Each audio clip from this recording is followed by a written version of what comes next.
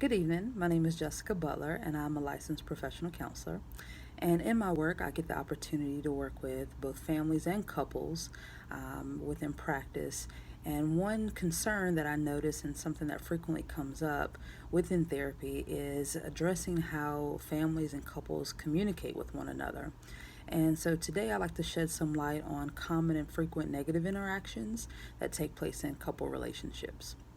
Dr. John Gottman and his research team found that there are four negative communication patterns that are present in couple relationships that often lead to divorce later on. And so, to demonstrate these negative interactions or these negative communication patterns, I do want to provide you guys with a brief scenario to give you an understanding for the content that will be discussed later. So, let's check out a brief conflict, minor argument, so to speak, that demonstrates some negative communication patterns. Hey, babe, how are you? Great. How was your day? What you do today? Oh, so you didn't have to work today? I did. I was gonna let us out early. So you've been off since 12, and this is what the house look like?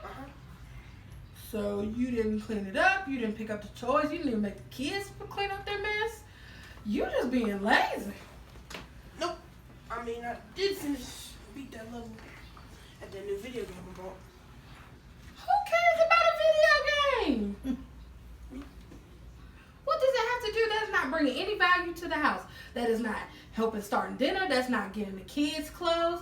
That's not getting them their homework started. Like, there's so many other things that you could have been doing today, and you just wasted time. I was playing the game. Well, playing the game has nothing to do with what you could be doing around the house. I take time out of my day and do stuff around the house. You don't. Well, I'm sorry everyone can't be as perfect as you. Little Miss Perfect who does everything right. Ooh, look at me. I'm Miss Perfect. This has nothing to do with anybody being perfect. This has something to do with effort. With you taking a moment out of your day to clean up, help around the house, help the kids get started, so I don't have to come home and start from ground zero just to make the house look halfway decent. I'm a bad person because I'm an adult who likes to play video games. But look at you. When is the last time you cooked a home cooked meal? You even leave your dirty laundry on the floor too. What does that have to do with anything about that? I clean up everybody's mess just like I need everybody else to clean up everybody's mess. It's all about effort. I mean, do you hear me talking to you? Because clearly I'm having a whole conversation with you, and you're just sitting here doing absolutely nothing. Now, the scenario that you just watched, it is quite exaggerated. However, there is a true reflection of how most arguments and conflicts begin within a couple relationship. The four horsemen of the apocalypse, according to Dr. John Gottman, are criticism, contempt, defensiveness, and stonewalling. Now, criticism, it involves attacking the character of the recipient. The criticism is evident in this scenario when the wife calls her spouse lazy and points out everything that he hasn't done around the home. Now, contempt, it involves expressing superiority that comes across as sarcasm, name-calling, eye-rolling, or exhibiting any other type of mocking behavior. This feature is also seen in the scenario when the husband begins to mock his wife and use sarcasm within the argument. Another horseman is defensiveness, which involves self-protection through self-righteous indignation or playing the victim in an underhanded way that points out flaws in your spouse to prove a point, so to speak. This horseman is evident as the husband reflects on himself as being a bad person and somewhat taking the victim just because he likes to play video games. And then he also reminds his wife of some of her inadequacies and discusses, her not preparing home cooked meals based upon his expectation. And lastly, we also witness some self-righteous indignation when the spouse counters back by speaking of her ability to put forth more effort than her spouse towards maintaining things around the home.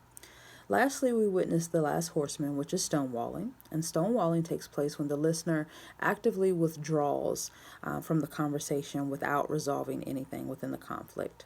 And so, as you can see, the husband distanced himself physically, definitely emotionally, where he has just shut himself off from his spouse, and he becomes fixated with utilizing his cell phone, pretending to be engaged, but in all actuality, it's clear that he's unbothered. In addition to the four horsemen, Dr. Gottman also offers suggested solutions to correct the negative communication patterns of the four horsemen. So, when working with couples in conflict that is heightened by negative communication patterns, here are a few suggested solutions. First, instead of criticizing, you want to educate couples to use a gentle startup. This can involve using I statements and expressing how they're feeling or what they would appreciate, and maybe acknowledging an appropriate need to their partner. Secondly, couples should avoid contempt at all costs. The reason for this is that contempt, according to Dr. Gottman's research, is one of the greatest contributors to divorce. Instead of using contempt, couples should remember to just use the golden rule. It's kind of that simple. Just treat your partner with respect, be appreciative for what they do contribute within the relationship, or in this scenario, within the home, and that will also help to kind of combat this horseman. Also, for this particular horseman and for contempt, you also want to consider Dr. John Gottman's rule for the 5-to-1 ratio. The 5-to-1 ratio simply involves that for every one negative interaction that is experienced within the relationship, that you create 5 positive interactions for that every one negative interaction. And so thirdly, you want to also assist couples to make an active choice to not be defensive. Instead, you want to aid them in taking ownership for their part in the conflict, and also accept responsibility for what they may have contributed to the overall argument or the conflict or whatever the issue may be that is causing stress for the relationship. And so, lastly, the suggested solution for stonewalling starts with just agreeing to take a break. If you or you see that your spouse perhaps is flooded or overwhelmed, then maybe we should take a break. Everyone take a deep breath, calm yourself, and then return to the conversation after about 15 to 20 minutes. There is great support for the work of Dr. John Gottman and his approach to couple relationships and couple therapy. And so it's my hope that after watching this brief overview of communication patterns, or negative communication patterns, I would say, that you can realize the strengths of using Dr. Gottman's approach to couples therapy and maybe incorporate some of these practices with the couples that you serve. Thank you.